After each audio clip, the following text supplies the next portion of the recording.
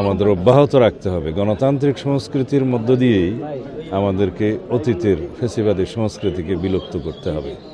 কেবল গণতান্ত্রিক সংস্কৃতির চর্চার মধ্য দিয়ে আমরা এই জাতিকে এগিয়ে নিয়ে যেতে পারব এবং সাম্যের, বৈষম্যহীন সামাজিক সুবিচারের রাষ্ট্র বিনির্মাণের যে আকাঙ্ক্ষা সারা জাতির সমস্ত শহীদের, সেই আকাঙ্ক্ষাকে অবশ্যই বাস্তবায়িত করতে হবে। আপনি আপনার বক্তব্যে বহুবার বলেছেন বাংলাদেশের বাঘ বদলে দেবে, ইতিহাসের বাঘ বদলে দেবে এই নির্বাচন, এবং এই নির্বাচনে কেমন ভোটারদের উপস্থিতি প্রত্যাশা করছেন বা আপনার দল কেমন ফলাফল প্রত্যাশা করছে, এবং এখন পর্যন্ত আপনি পরিস্থিতিটা কেমন দেখতে পাচ্ছেন? ইতিহাসের বাঘ বদলানো শুরু হয়েছে। এই যে আমি সবার পিছনে শেষে এসে দাঁড়িয়ে ভোটাধিকার প্রয়োগ করার জন্য অপেক্ষা করছি এবং সবাই এখানে সবার যে অধিকার সে সম্পর্কে সচেতন, এটাই বাঘ বদলানোর শুরু। এবং আমি প্রত্যাশা করি এই জাতির দৃঢ় সংকল্প আছে, আমরা অবশ্যই এই যাত্রায় আমাদের কাঙ্ক্ষিত বাংলাদেশ বিনির্মাণ করতে পারব, যেই বাংলাদেশের স্বপ্ন নিয়ে মুক্তিযোদ্ধারা মুক্তিযুদ্ধ করেছেন, শহীদ হয়েছেন, এবং যেই বাংলাদেশের স্বপ্ন নিয়ে আমাদের সন্তানরা শহীদ হয়েছে, ছাত্রগণ অভ্যুত্থান হয়েছে। এই আকাঙ্ক্ষা, এই প্রত্যাশা আমরা জানি আকাশ সম, কিন্তু আমাদের এই আকাঙ্ক্ষা বাস্তবায়নের শুরুটা করতেই হবে। তো সেই জন্য রাষ্ট্র কাঠামোর গণতান্ত্রিক সংস্কারের কোনো বিকল্প নাই, সংবিধানের গণতান্ত্রিক সংস্কারের কোনো বিকল্প নাই, এবং এটাই হচ্ছে মূল ভিত্তি, মূল আইন। সেখান থেকে যাত্রা শুরু করতে হবে। সেই যাত্রা শুরু হচ্ছে এখান থেকে। কালকে পর্যন্ত আমরা কালকে রাতে অনেক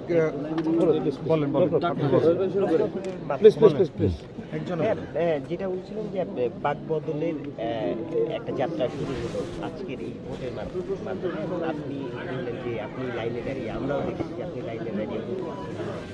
তো এটা হচ্ছে নতুন ধরনের একটা গণতন্ত্র চর্চার যে জায়গাটা, সেই জায়গা থেকে আপনি লাইনে দাঁড়িয়ে।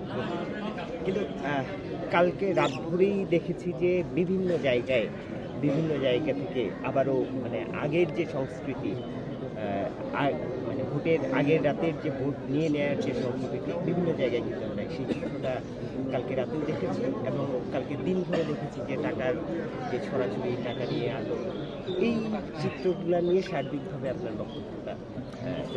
এটা অবশ্যই আমি বিভিন্ন সংবাদ মাধ্যমে, ইলেকট্রনিক মিডিয়ায় সচিত্র কিছু সংবাদ দেখেছি, প্রতিবেদন দেখেছি। এটা সত্যি দুঃখজনক।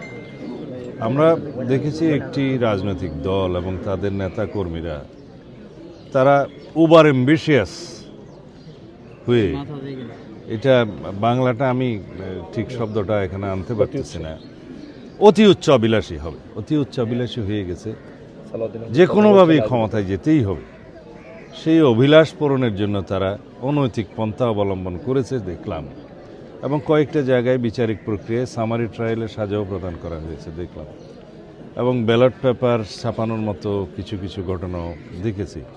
এগুলো আপনারা জানেন, একটি নির্দিষ্ট রাজনৈতিক দলের নেতা কর্মীরা এই সমস্ত ঘটনায় তারা জড়িত হয়েছে এবং আটকও হয়েছে, প্রমাণিত হয়েছে, সামারি ট্রায়াল হয়েছে, সাজাও দেওয়া হয়েছে। অবশ্যই নিন্দা জানাই। আমাদের যে গণতান্ত্রিক চর্চা, এই চর্চা করতে হবে প্রত্যেক রাজনৈতিক দলের, গণতান্ত্রিক রাজনৈতিক দলের। তাদেরও আন্দোলনের সংগ্রামে যথেষ্ট ভূমিকা ছিল, তাদেরকে অবশ্যই মনে রাখতে হবে।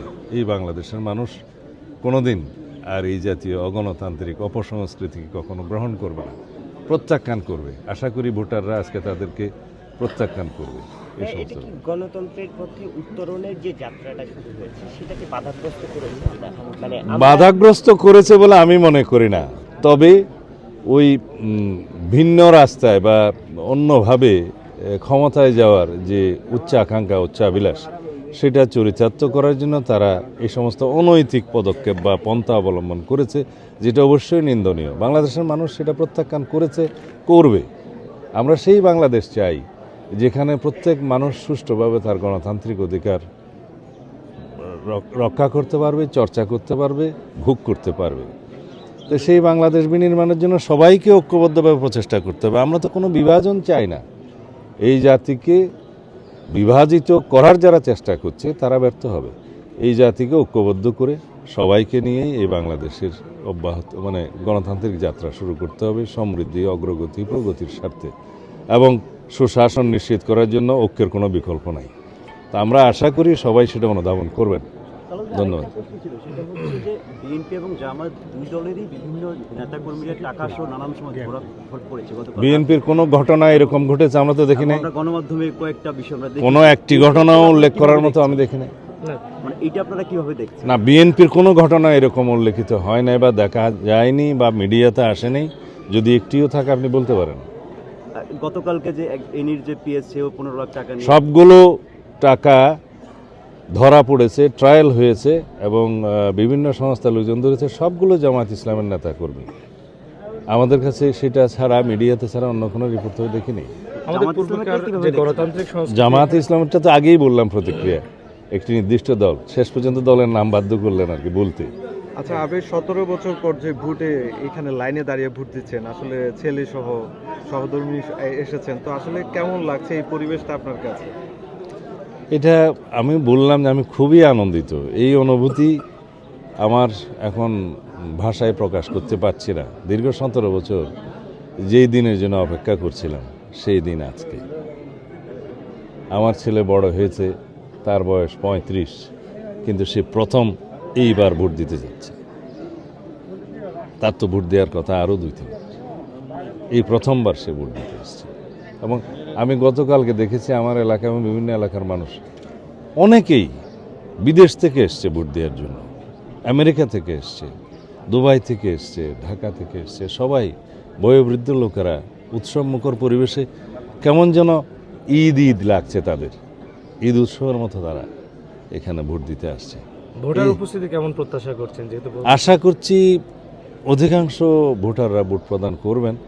শেষে দেখা যাবে কমপক্ষে আমার মনে হয় 70 থেকে 80% ভোট কাস্ট হতে পারে, যেটা এভারেজ 70% আমাদের সম্ভবত রেকর্ড আছে সংসদ নির্বাচনের আগে।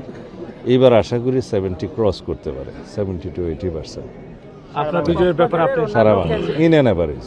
কক্সবাজারের অন্যান্য আসনের মতো চকরিয়া পেকুয়াতে বেশ কিছু দুর্গম এলাকায় কেন্দ্র রয়েছে। এই কেন্দ্রগুলোতে কোনো অনাকাঙ্ক্ষিত ঘটনার আশঙ্কা করছেন কিনা?